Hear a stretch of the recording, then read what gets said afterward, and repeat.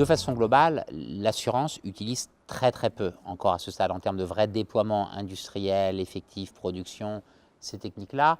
Là où j'ai l'impression que ça s'est développé le plus, c'est probablement des techniques, pas d'IA au sens deep learning, mais du machine learning un peu plus traditionnel, sur des problématiques de fraude, détection de fraude. Et je vois des débuts sur les problématiques de relations clients, où là, quelque part, l'utilisation de la donnée marketing au sens large et de la technologie qui permet d'analyser cette donnée peut permettre des use cases assez visibles. Je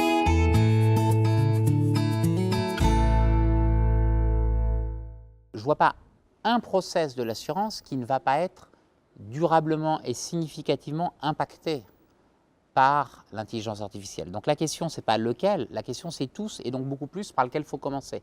Ce n'est pas un problème technologique. Les technologies sont là, il y a des experts, des sociétés qui peuvent amener, combler des gaps s'il y a un problème interne.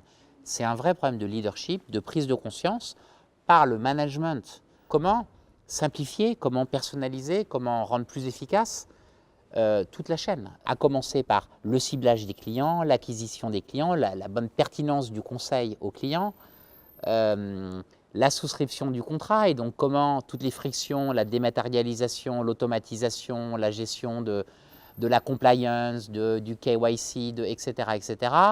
Après, derrière, tout ce qui tourne autour de la vie du contrat et évidemment le sinistre.